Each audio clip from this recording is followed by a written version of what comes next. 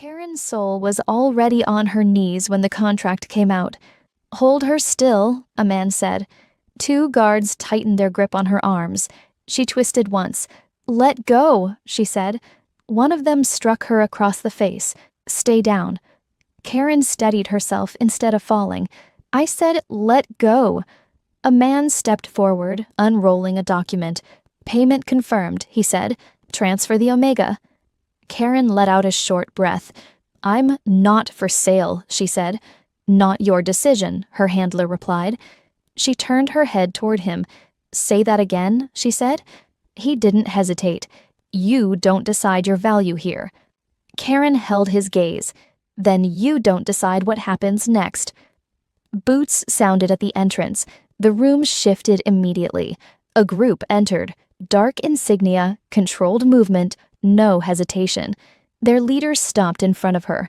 "This is the one?" he asked. "Healthy, unmarked," the handler said quickly. Karen looked up at him. "Try me," she said. A faint smile touched his mouth. "Good," he said. "She'll last longer." Chains clicked around her wrists. The handler stepped forward, taking a pouch of coin. "Transaction complete," he said. Karen didn't look away from him. "You'll regret this," she said. He didn't answer. The leader gestured once. "Move her." They pulled her to her feet. Karen planted her foot. "I walk," she said. One guard tightened his grip. "I said I walk," she repeated. A pause. The leader nodded once. "Let her." The grip loosened. Karen stepped forward on her own. At the door, she stopped and looked back at the man who sold her. "You didn't just sell me," she said. "You removed your protection." He frowned slightly. "You had none." Karen held his gaze. "That's where you're wrong." No one responded. She turned and walked out. No one followed. The doors shut behind her. And just like that, the sale was done. The gates shut behind her with a hard, final clang. Karen didn't slow. "So this is where you keep what you buy?" she said. A guard shoved her forward. "Walk." "I am," she replied. They moved through a narrow corridor. Doors lined both sides. Some shut quickly as she passed. "Look at them," she said. "All quiet, all obedient." "Keep talking," the guard muttered. "I plan to." They reached an open space. The leader stepped ahead of her. "Stop." Karen stopped, but only because she chose to. "How many rules?" she asked. "3," he said. "Obey. Don't run. Don't speak unless told." Karen tilted her head. "No." A guard stepped forward and drove his fist into her knee. She dropped, caught herself with one hand, then pushed back up. "Again," she said. The guard raised his hand. "Enough," the leader said sharply. "We didn't pay for broken." The guard stepped back. Karen straightened. "Then stop acting like you want me broken." The leader walked closer. "Name." "Karen." "You answer when I call. Earn it." A few guards laughed under their breath. The leader's expression didn't change. "Put her in the lower wing," he said. A woman blocked the corridor ahead. "Lower wing's full." "Then clear a space." "From who?" she asked. "From whoever doesn't listen." Silence. The woman stepped aside. Karen walked forward before they could push her. As she passed the cells, one door stayed open. A voice whispered from inside, "Don't fight them." Karen didn't stop. "Too late," she said. At the end of the corridor, a guard opened a door. Inside. Karen stepped in, then turned back. "You forgot a rule," she said. The guard frowned. "What?" She met his eyes. "Don't underestimate me." He shut the door in her face. The lock clicked. Karen leaned back against the wall, listening to the silence settle. Then she pushed off it and stepped forward anyway. The door unlocked before sunrise. "Up," a guard said. "Work detail." Karen stepped out without asking where. "Line up," another voice ordered. She didn't rush. She took her place last. They moved down the corridor. A man staggered ahead, blood running down his side. "Move him," a guard snapped. No one moved. Karen stepped out of line. "Lift him," she said. A hand grabbed her shoulder hard. "I didn't tell you to." She drove her elbow back. The guard doubled over. Karen didn't look at him. "Lift him," she repeated. Two prisoners hesitated, then moved. They dragged the man to a bench. "Cloth," Karen said. No one responded. She tore her sleeve and pressed it to the wound.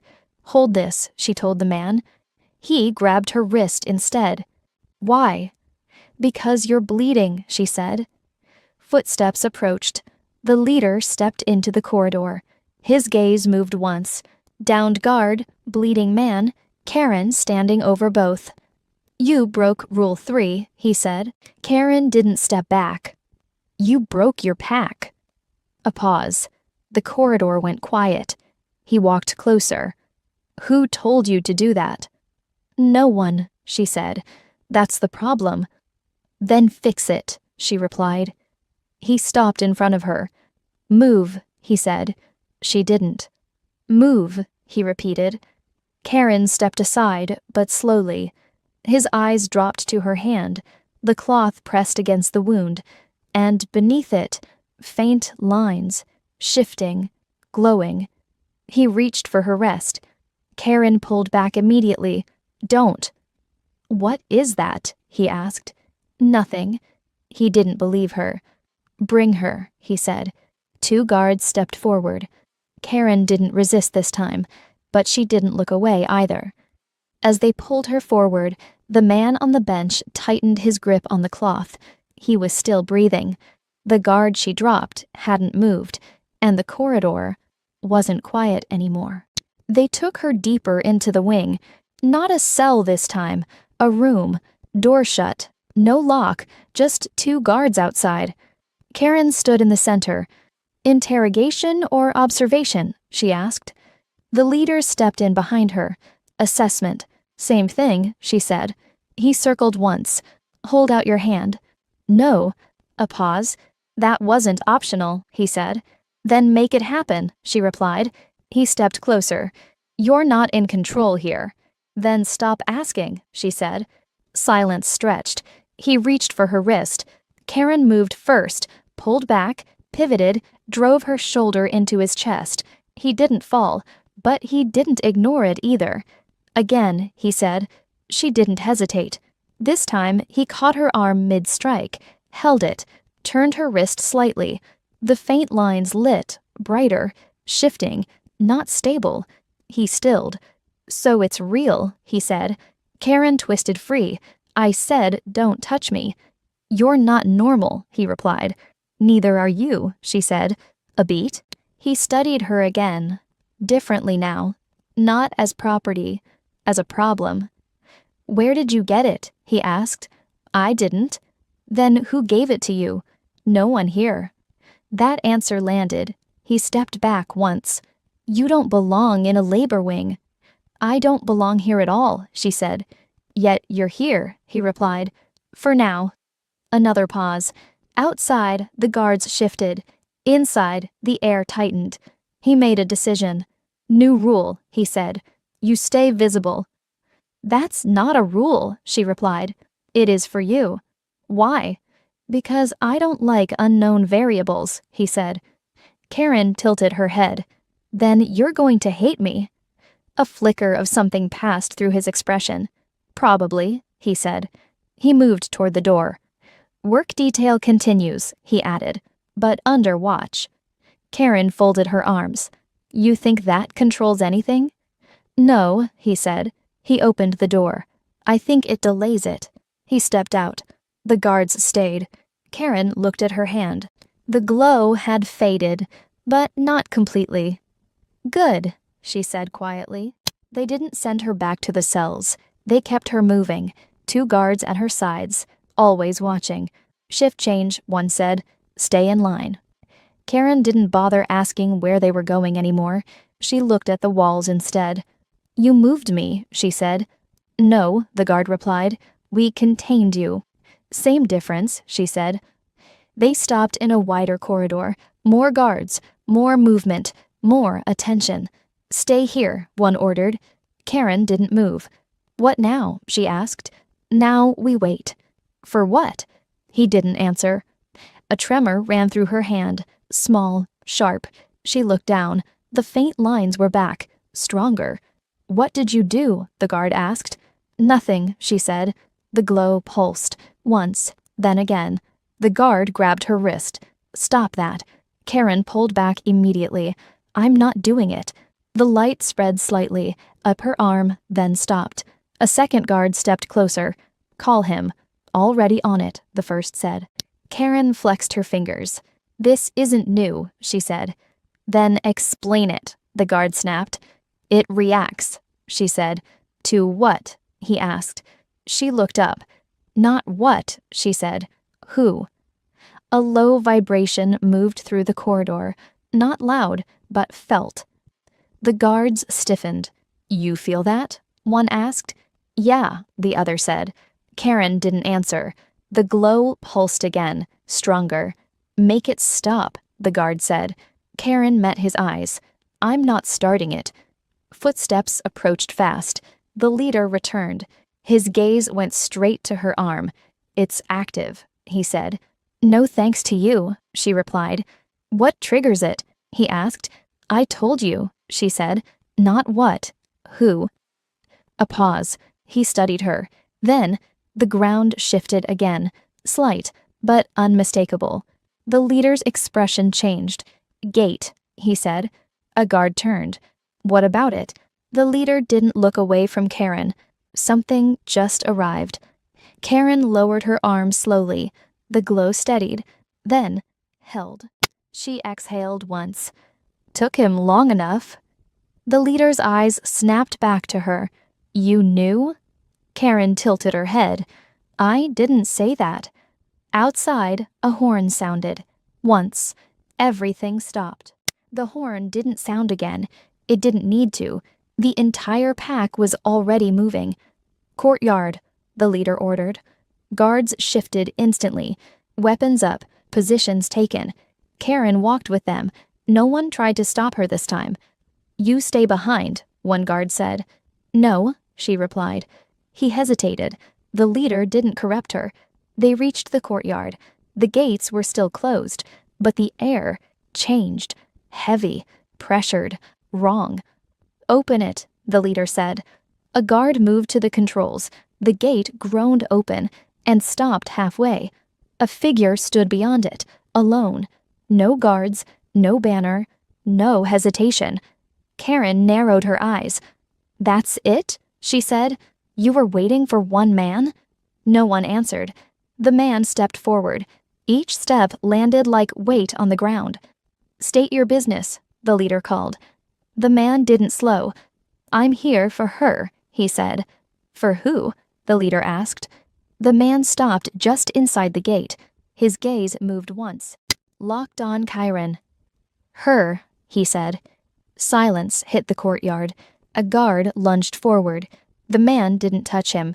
The guard hit the ground anyway, thrown back hard. Weapons lifted immediately. Stand down, the leader snapped. No one moved. Name your pack, the leader said. The man's eyes flicked toward him, brief, uninterested. I don't answer to packs, he said. Karen stepped forward slightly. Then answer me, she said. Who are you? He looked at her fully now, not assessing, not questioning, recognizing. You don't remember, he said. Then say it, she replied. A beat. Rhaegor Vale, he said. The name landed, hard. A guard muttered under his breath. Alpha King. The leader's jaw tightened. You cross my gate without sanction, he said. You pay for that. Rhaegor didn't look at him. He looked at Karen. Come here, he said. Karen didn't move. Make me. A flicker, sharp, controlled. Fine, he said. He turned to the leader. Release her. The answer came immediately. No, Rhaegor nodded once. Then we end this. No one moved first. That was the problem. Too many weapons, too much tension, not enough control. Karen stepped forward anyway. Stop, a guard snapped. She didn't. Rhaegor watched her cross the space between them. Up close, he didn't look surprised. "You took your time," she said. "I came when you called," he replied. "I didn't call you." "You did," he said, glancing briefly at her arm. The faint glow pulsed once. Chiron caught it. "That's not an explanation." "It's the only one that matters right now," he said. Behind her, the leader's voice cut in. "She doesn't leave." Chiron didn't turn. "You're still talking?" Rhaegor's gaze didn't shift from her. "You're not hurt." "I was handled," she said. His jaw tightened slightly. "Not again." She narrowed her eyes. "You keep talking like you know me." "I do," he said. "Then prove it." A pause. "Left shoulder," he said. "Scar. Not deep. You got it climbing a broken fence you shouldn't have touched." Chiron stilled. "That's a guess," she said. "It's not," he replied. Another pause. The leader stepped forward. "Enough. She stays." Rhaegor finally looked at him. "No," he said. Weapons lifted. The courtyard shifted instantly. "You don't walk in here and take what's mine," the leader said. Rhaegor stepped forward once. "You don't own her." "We bought her." "You delayed me," Rhaegor corrected. The leader's stance hardened. "Last warning." Rhaegor didn't slow. "You don't get one." A guard moved first. Bad decision. He hit the ground before he reached them, thrown back hard. Chaos snapped loose. Karen didn't step away. She stayed where she was, between both sides. "Move," Rhaegor said to her. "No," she replied. A blade flashed toward him. He caught it mid-strike, twisted, dropped the attacker without looking. "Karen," he said, sharper now. "Finish what you started," she said. His eyes locked on hers. A beat, then he turned, and the courtyard broke. It didn't look like a fight. It looked like everything else stopping. A guard rushed first. Rhaegor didn't step back. He shifted once, caught the strike, turned it, dropped the man. Another came from the side. He didn't turn. The man hit the ground anyway. Karen stayed where she was. "Move," a guard shouted at her. She didn't. Steel flashed past her shoulder. Rhaegor caught the blade inches from her, snapped it, and drove the attacker back. "Stay behind me," he said. "No," she replied. A beat. He didn't argue again. 3 guards moved together. They didn't reach him. One dropped, then another. The third staggered back, weapon gone. The leader stepped in. "Enough," he said. The courtyard stilled. Just enough. He looked at Rhaegor. "You take her, you start a war." Rhaegor didn't answer. The leader lunged. This time, Rhaegor met him directly. Their impact hit hard, force against force. The leader drove forward. Rhaegor held, shifted, redirected, and forced him down to one knee. The ground cracked under the weight. "Last chance," Rhaegor said. The leader laughed once. "Take her." Rhaegor's grip tightened. "You don't get to offer what was never yours," he said. He released him. The leader didn't rise. Silence spread across the courtyard. No one moved. Rhaegor turned. "Karen." She stepped forward. No hesitation. "Why me?" she asked. "Because I already lost you once," he said. Not an answer. "It is tonight." He held out his hand. Karen looked at it, then at the courtyard, at the guards who weren't moving, at the gate, open. She stepped closer. "Then don't lose me again," she said. She placed her hand in his. His grip closed. "Never again," he said. No one followed them out. That was the first thing Karen noticed.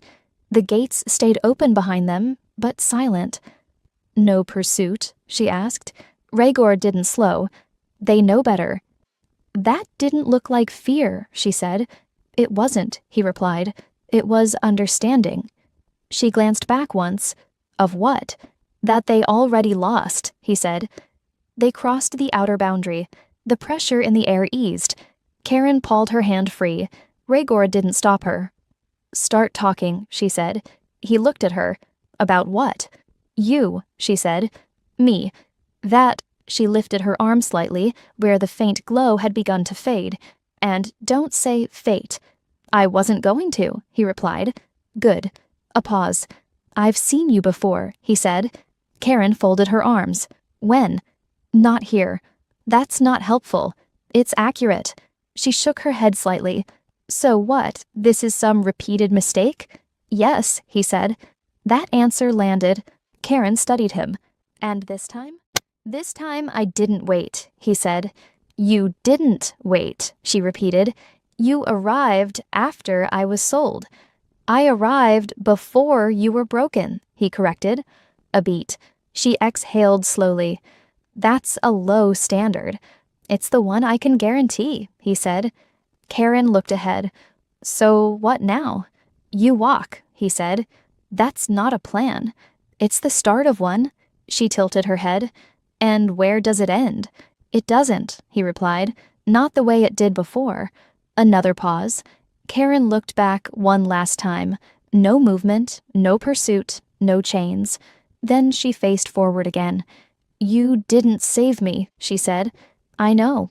You didn't claim me either. I know. She held his gaze. Good. A beat. I'm not following you, she said.